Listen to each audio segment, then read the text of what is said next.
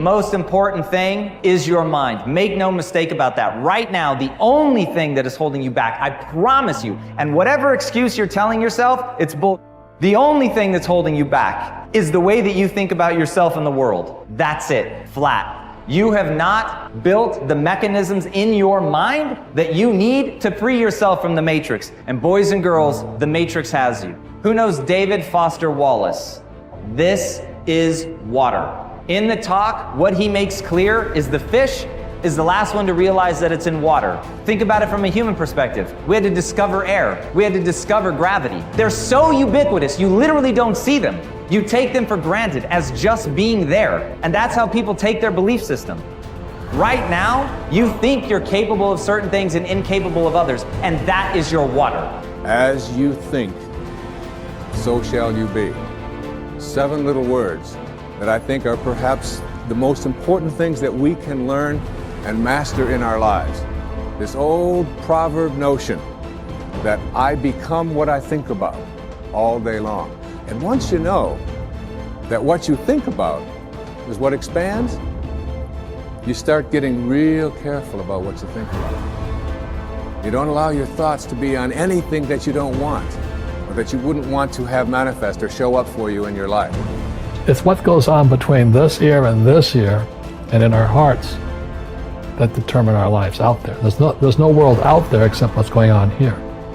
So the people that say, I can't afford it, I can't do this, I can't get to college, the rich are evil, you know, I choose not to participate in that. And that's one thing people could change today. Correct. Right now is that dialogue in their head. Stop saying the word can't. I can't. Right. So how can? How can I? Especially as in, I can't afford it, how can I afford that? Right. Because that opens them up to looking at it as an investment to a greater future. Right. Well, the simple part that most people don't understand is that every thought we think and every word we speak is creating our future. It's as though our thoughts go out into the universe and are accepted and brought back to us as experience. Now that is a very simple thing, but most people don't get it. They don't understand it. They've never heard it before and they think it's ridiculous.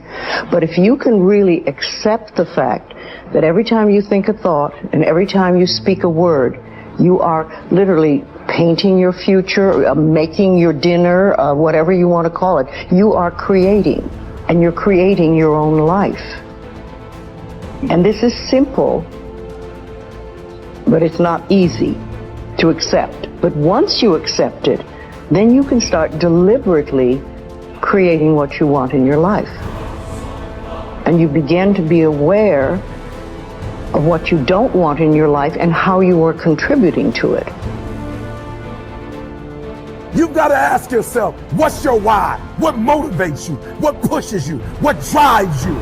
And if that thing is internal, if nobody has to call you, if nobody has to prod you, if nobody has to reward you, if nobody has to give you anything, if you are self-motivated and self-regulated, you can have it, you can be it, you can do it. The first thing you want to think about is switching from negativity to positivity. So many people get caught up in focusing on what they don't want to happen in their future, but they start living almost in constant fear of what could go wrong and what won't work out. And when we come from this place of, well, I don't know if I put myself out there, you know, it's not going to work out, and then I'm going to get made fun of, and then I'm going to be embarrassed, and I'm going to be stressed, and no one's going to love me. And then we go in this rabbit hole and this kind of cycle of fear and anxiety, and that is not how you attract good things in your life. You can't start from your way of being of negativity and fear and expect to attract beautiful things in your life. So we need to eliminate the negative self-talk, and an environment that's easy to get stuck in sometimes can be the negative self-talk. And there's so much negativity in the world, and if you don't actively work to shift your focus, to shift your thoughts in your mind, that negativity will consume you. You have a choice. Do you want to spend your life deciding what you want and what you don't want, and then chasing it outside? Or do you want to sit there and work inside to realize all I really want is the joy and the love, and if I stay open, I can have those. I don't need outside conditions to keep me open. So I make a very important point, because in spirituality it gets mixed up. Spirituality is not about renunciation. There's no renunciation. Renunciation says, I've decided what it is that will make me happy and I'm not going to do it. Well, that sounds rather absurd, right? Spirituality says, it was stupid of me to decide what will make me happy instead of being happy with life, instead of being grateful and turned on by all of the amazing things that are happening in front of me and all the past experiences I got to have. Why don't I just enjoy all that and then come into life filled with love, filled with joy, and give the whole of my being to the moments that are unfolding in front of me? That's what spirituality says. So it's not about renunciation. It's not about things are wrong and things are right. It's about understanding that you did this. You did this with your mind.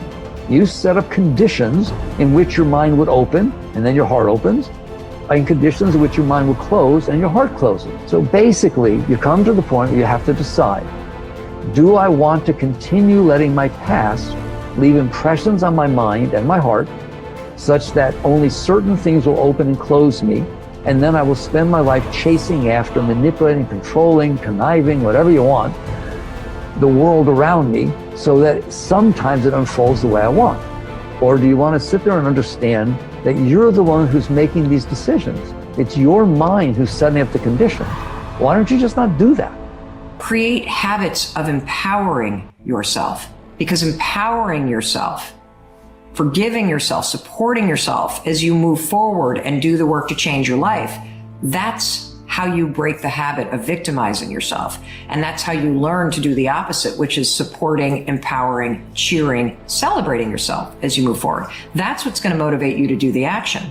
And look, if Chris and I can go from having liens on this house 6 years ago to literally building an extraordinary business, changing our marriage to the point where we are building our dream house, a house that's so nice, I can't even believe we are going to live in this house, because of the hard work that we've done. But I'll tell you, the singular habit that helped us do it is we stopped victimizing ourselves. We stopped labeling ourselves. We stopped beating the shit out of ourselves. And we broke that habit. We changed the narrative by learning how to empower ourselves. The starting point of taking full control over your conscious and your subconscious mind is for you to accept complete responsibility for everything that you think, say, and do. You are responsible for whatever happens to you, and especially you are responsible for your responses to the inevitable ups and downs of daily life. As Eleanor Roosevelt said, no one can make you feel inferior without your consent. I used to think that setting goals and making plans was the starting point of success in life. After a while, I changed my mind because I realized that something else actually comes first. What comes first is the acceptance of complete responsibility for yourself and for everything that happens to you. Real maturity begins when you finally realize that no one is coming to the rescue. It is only when you accept total responsibility for your life situation, with no excuses and no blaming of others, that you move into a mental position to kick the long ball in your own life. It is only when you have accepted 100% responsibility for yourself that you are ready to take the next step and decide exactly what it is you want and exactly what it is you want to do. Accepting responsibility is not an option that is open to the individual.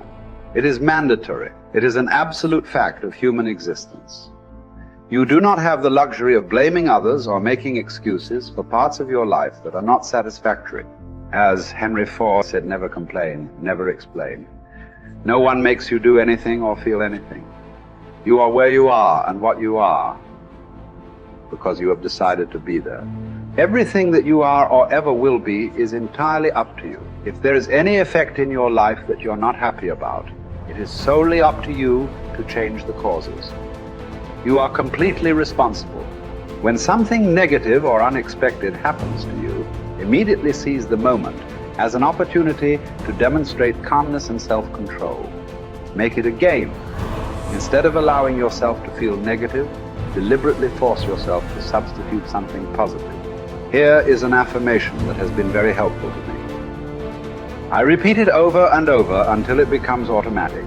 In almost every situation, when something goes wrong, I immediately catch myself by saying, every situation is a positive situation, if viewed as an opportunity for growth and self-mastery.